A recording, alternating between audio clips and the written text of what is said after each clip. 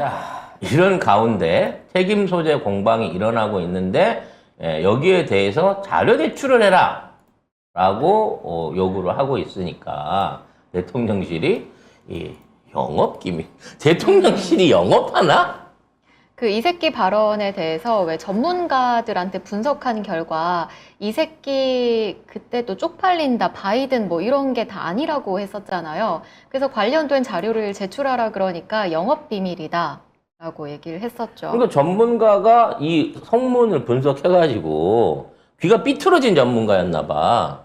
이걸 갖다가 바이든이 아니다라고 분석을 해준 전문가가 있다고 하니 도대체 그 전문가는 뭘 기준으로 했는지 내놔봐라 자료를 전문가한테. 근데 이 사람들은 자료 제출을 안 하면서 음성 분석 업체 측에서 비공개로 해달라고 했기 때문에 공개하지 못한다라고 하는 상황인 거죠. 그래서 너 돈 안 주고 시켰냐? 돈 줬으면 영수증이 들어갔으면 당연히 국민 세금이 들어간 거기 때문에 그 결과치를 내놔야 돼 라고 얘기를 하고 있는데 안 돼! 영업비밀이야. 아니 씨 무슨 놈의 영업비밀이 그런 비밀이 다 있어. 무슨 영업을 하시는데? 아니 무슨 영업을 하든지 간에 돈 준 사람이 돈 준 사람이 지들이라고 생각하고 있는 건데 그 돈은 국회가 승인해서 국민이 준 세금인 거고 네. 자, 돈 준 사람이 결과치를 내놔라고 얘기하면 당연히 보고서를 보여줘야 되는 거예요. 아니 그것도 그 윤석열이 이 새끼들이란 말한 거 그것 때문에 한 거 아니에요. 날리면 바이든 요거 성문 분석한다고 그걸 가지고 전문가 자문을 받아가 돈을 썼는데 공개를 못하겠대. 영업 기밀이고 이게 국가 안보에 뭐 어쩌고저쩌고 말이나 됩니까 이게? 그래서 지금 대통령실에 관련해서 요구한 자료들이 뭐 박영선 의원이 8건, 이정문 의원이 10건 뭐 이런 각종 자료들을 요구를 했어요. 그 여행 경비라든지 뭐 그 당시 행적에 대한 사항들 뭐 여러 가지 관련된 내용들의 자료를 요구했는데 한 건도 제출을 안 해서 한 건도 도대체 대통령실이 뭘 하고 다니는지 전혀 자료를 안 꺼내놓고 있다니까? 이런 예가 없었어요. 얘도 없고 이게 법 위반입니다. 공공기관의 정보 공개에 관한 법률 거기에 보면은 기관이 다른 곳에 자문을 받았으면 당연히 비용을 지출했을 것이고 비용을 지출했으면 자료에 대한 내용은 당연히 국회에 제출해야 된다. 이거 법을 그냥 무시하고 있는 거야 얘들은. 대통령실은 계속 법을 무시하고 있는 거예요. 범법기관이야 대통령실이. 범법자들만 모여있어. 아니 그 범죄자들도 경찰이 쫓아가고 검사가 영장을 들고 오면 할 수 없어서라도 꺼내놓는데 대한민국 법 집행을 하는 대통령실이 국민과 국회가 요구하는 자료를 뭐 예를 들어 한두 건은 그럴 수 있다고 치자. 진짜 뭐 국가기밀이 있거나 안보에 영향될 수 있어서 한두 건은 그럴 수 있다고 쳐. 아무것도 안 내놓는다는 거는 이건 말이 안 되는 얘기 아니에요? 그러니까 제출하지 않아도 되는 예외 사유로 뭐 군사, 외교, 대북 관계에 대한 국가 기밀이 있는데 거기 어디에 해당이 되냐고요, 이게. 군사, 외교, 대북관계. 외교겠네 외교 그렇게 외교? 치면. 군사 아닐까 군사? 군사? 북한 애들이 윤석열의 성문을 분석하게 되면 나중에 보이스피싱을 하는 거야. 그래갖고 대한민국 국민들한테 네. 이직들한테 전화해갖고 후원금 꽂아달라고 보이스피싱으로 활용할 수 있잖아. 그래서 음성 성분 분석을 공개 안 하는 거 아닐까? 아이고 참. 아무튼 이런 말도 안 되는 짓거리들을 문제 삼는 뭐 공수처를 비롯한 법적 기관이라든지 언론이라든지 이런 게 없으니까 그냥 저것들은 그래도 되는 거구나 싶은 거고요. 아니, 근데 진짜 이 정권에서는 하나하나가 다 엉망진창인 거의 탄핵 사유거든요. 네. 다 잘려야 돼. 뭐 장관이고 대통령이고 장관이고 뭐 저기 수석이고 전부 다 잘려야 될 일을 하는데 아무도 안 그러고 있어요. 그래서 얘네들 하는 얘기가 그거예요. 장관 잘라라 막 이런 얘기 하니까 대통령실 얘기가 아니 뭐 맨날 그렇게 일 잘못했다고 건수 있을 때마다 총리 자르고 장관 자르고 이런 거는 후진적이다. 아이고. 그 왜 경이 그랬잖아요. 그 다 책임지라는 건 현대 사회에서 있을 수 없는 일이다. 진짜 그놈이 그놈이네요. 정말. 현대 사회에서 너 같은 게 한 나라의 대통령을 한다라는 게 있을 수 없는 말도 일이야. 안 되죠. 어떻게 너 같은 게 대통령이니? 아니 현대 이렇게 되면 사회에서. 대한민국의 공무원은 뭔 짓을 해도 안 잘리는 게 원칙이어야 되는 거야. 그래서 이 김대기 대통령실 비서실장이 또 뭐라고 했냐면은 이거 너무 바꾸라고 하는 것도 후진적이다. 사람 바꾸는 것도 중요하지만 다음에 어떻게 할 건가? 인사청문회를 열고 2달이나 세월 흘러가면 행정 공백이 생긴다. 아니, 지금 이미 행정 공백이 생겨 저기요? 있으나 없어. 애초에 행정 부재였어. 문재인 정부가 퇴임하고 나서는 우리 지금까지 행정이라는 걸 겪어본 적이 없었어요. 경험해 본 적이 없어요. 네. 우리나라는 지금 무정부 상태 아닙니까? 6개월째. 더 악화를 시키고 있고 예? 여기 행정부에 있는 사람들이 그러니까 윤석열 같은 경우에 친구가 더럽게 없나 봐. 이상민이 말고는 술 친구가 없는 게 아닌가 난 그런 생각이 들어요. 친구 있었는데 그 친구 장관도 못 되고 쫓겨난 애 있잖아, 호영이. 의사 못 지켰죠. 그럼 보건복지부 장관이랑 뭐 술판을 벌리려고 그랬을까? 근데 아무튼 중요한 건 이상민이 지금 술 친구인 것만 확실한 것 같아요. 그래가지고 계속 달고 다니잖아 지금. 그리고 지금 그 참사 당일날 그 일정이 동선이 공개 안 되는 사람 2명인데 이상민하고 윤석열입니다. 겹친다니까. 같이 묵었네. 둘 다 어디 있는지 몰라. 2명만. 둘이 같은 술집에서 술을 먹었으면 문제가 안 돼요. 네. 그러면 둘 다 저기를 하니까. 근데 둘이 다른 술집에서 술 먹다 연결 안 됐잖아. 둘이 멱살 잡고 싸웁니다. 네가 놔두고 딴 놈이랑 술을 먹어? 근데 둘이 술 친구라는 건 술 먹을 때 하는 짓거리가 제일 잘 맞다라는 거 아닐까? 그렇겠죠. 둘 다 구두를 잘 벗는 거죠. 어. 네. 윤석열의 술의 특징이 술만 취하면 구두를 벌어서 양말을 마는 거 아닙니까? 얘네들이 딱 그 족발주가 이 습관이 돼 있는 술 친구인 거지. 아니, 저는 근데 그렇게 봅니다. 참사 당일날 과연 이상민 장관은 어디 있었길래 일정을 정리 중이다? 알지 못한다?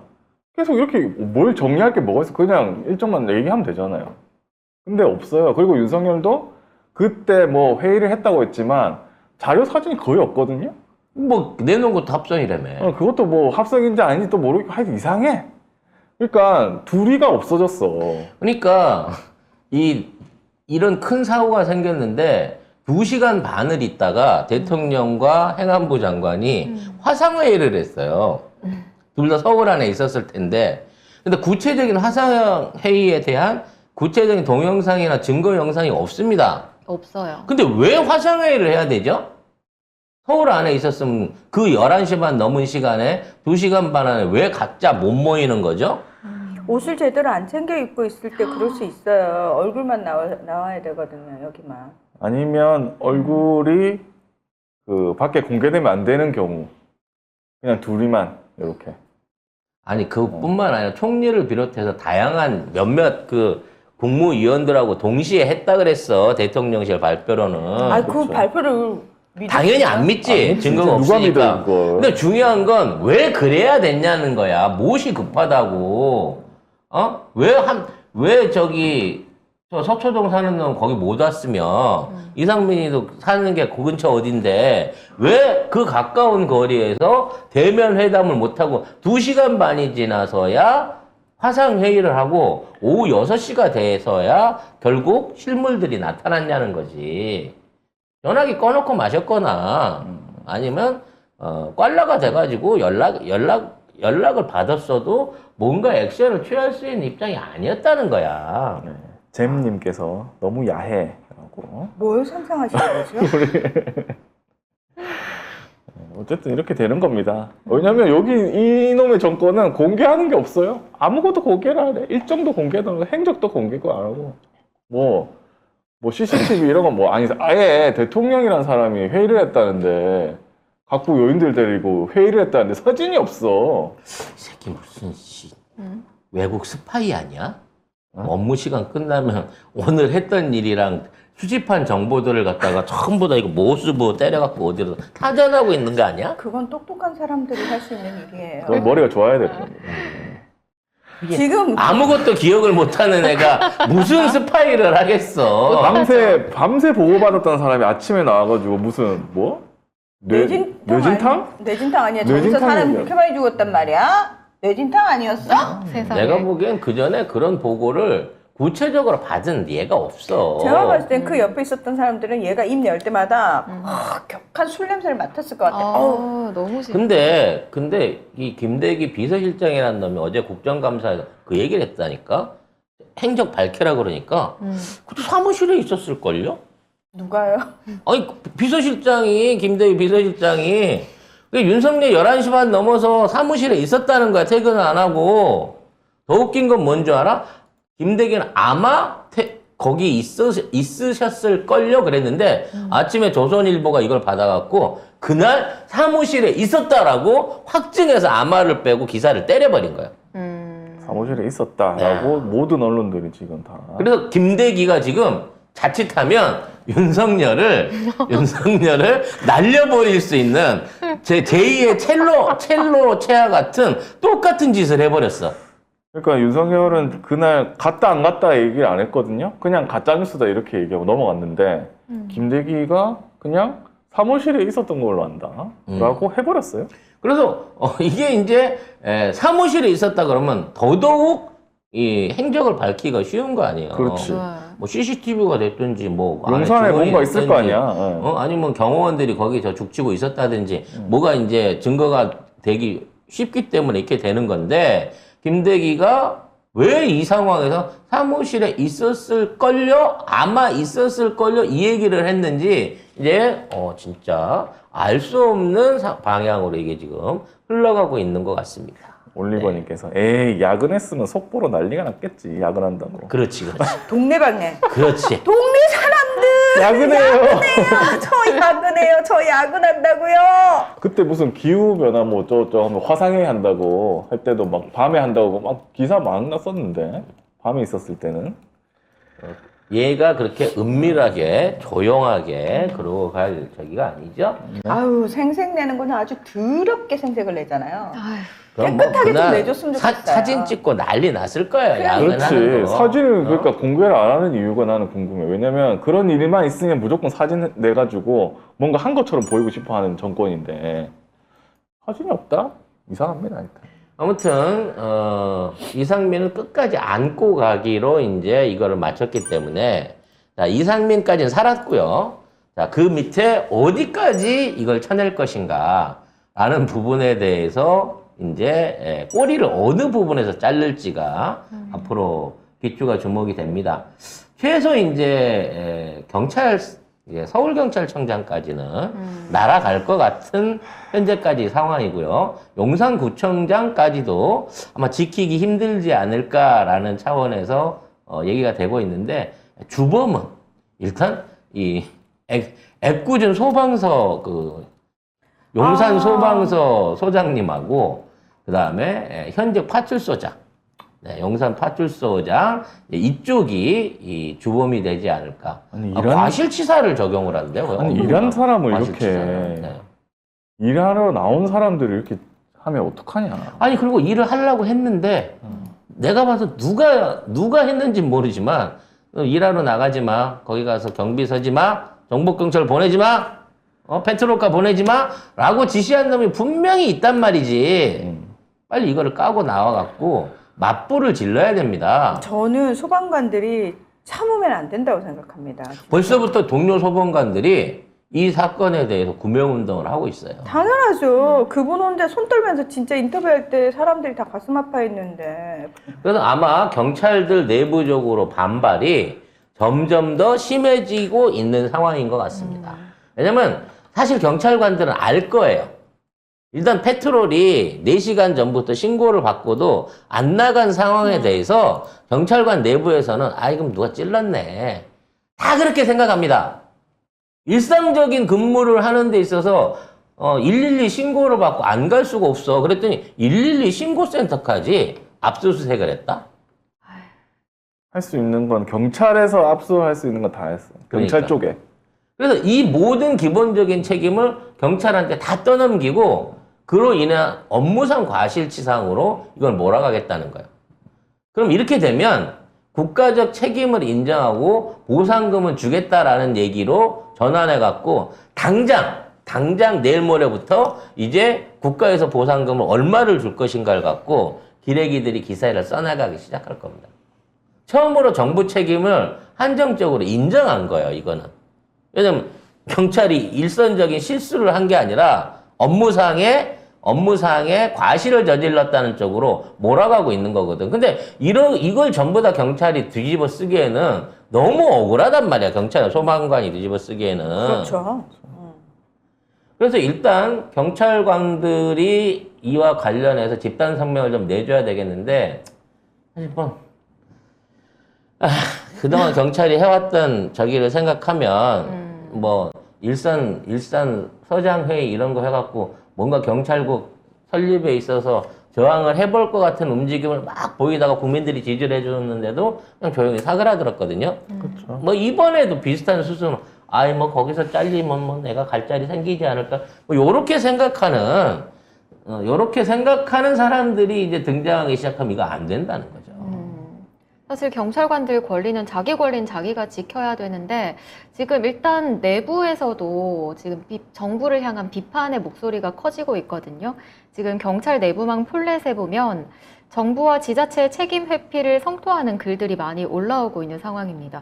한 경찰관에 의하면 행정안전부 장관은 국가 및 지방자치단체가 행하는 재난 및 안전관리 업무를 총괄 조정한다는 이 재난안전법을 거론하면서 왜 모든 책임을 경찰에게만 덮어 씌우냐, 왜 모든 원인을 경찰에게서만 찾는지 모르겠다, 이런 글도 올라오고 있습니다.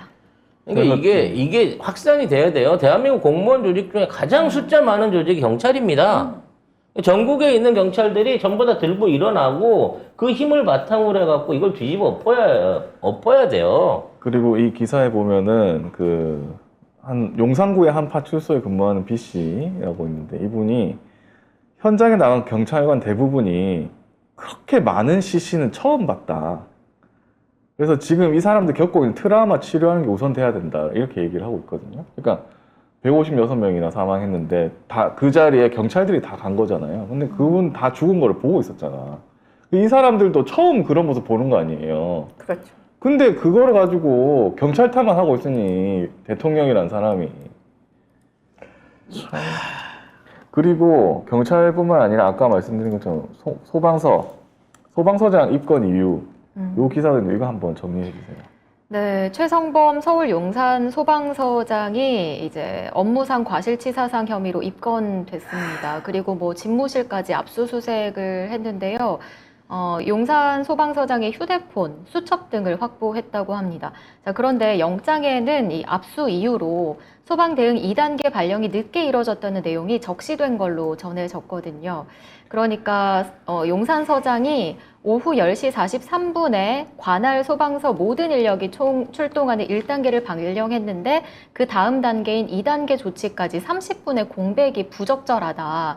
이걸 이유로 물고 늘어지는 겁니다. 아니 불이 났어요. 뭐가 된대요. 소방관이 왜 그렇게 중요해? 아니 미리 예방 못한 게 정부 아니에요? 서울시고 용산구고. 그럼 저는 압수수색의 이유를 모르겠어요. 그러니까요. 이유도 없죠. 거기서 그럼 만약에 경 웃기고 있지 않냐? 이런 메모 발견되면 어떻게 되는 거예요? 뭐 명예훼손죄인가요? 그리고 모욕죄인가요? 이러한 입건 이유가 대책을 늦게 발표했고 30분을 늦게 갔기 때문에 피해가 커졌다고 그러는데 현장에 있었던 분 얘기로는 처음 참사가 생기고 10분 안에 거의 사상자들이 집중적으로 다 나왔어요. 그렇죠. 몇 분 안에 다 그렇죠. 그렇게 원래 되죠. 4분이 골든타임이라고 네. 얘기를 하잖아요. 근데 현장에 도착해서 소방관들이 갔을 때는 이미 사상돼 있는 분들을 분류를 해내고 그나마 그 안에서 생존 가능성이 있는 사람들을 추려내고 있었어요. 소방관들이. 그래서 소방관들이 분리해놓고 손 안 대는, 그러니까 손 대지 않는 사람들을 시민들이 들어가서 계속 CPR을 한 거야. 그러니까. 그 어느 고등학생 수기가 올라와 있는 게 있어요. 옆에서 겨우 자기도 깔려 있다가 풀려났는데 소방관 경찰관들 사람들 풀어놓는데 사람들이 너무 많은 CPR 안 하길래 자기가 할 수 있느냐 할 수 있는 대로 새벽 4시까지 그 많은 사람들을 여러 사람들 돌아가면 CPR 하는데 다 죽은 사람이었다. 한 명도 못 살렸다는 거야. 그리고 새벽에 집에 들어와갖고 생각해놓고 보니까 자기가 4시간 동안 만진 사람이 다 시체였다는 걸 알고 트라우마에 빠져갖고 지금 그렇죠. 이 친구도 지금 고통받고 있다라는 수기가 있어요. 이런 수기들이 엄청나게 많을 겁니다. 그 현장의 목소리 좀 들어보지 않으면 모르는 거예요.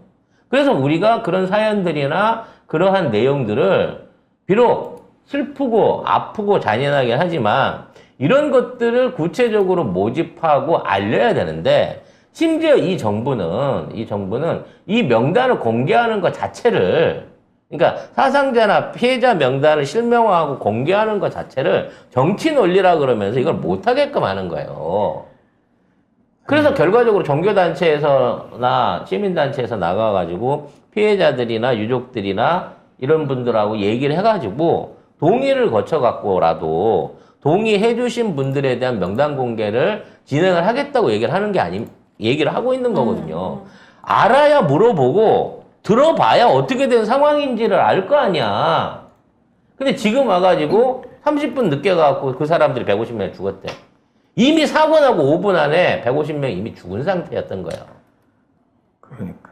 아유.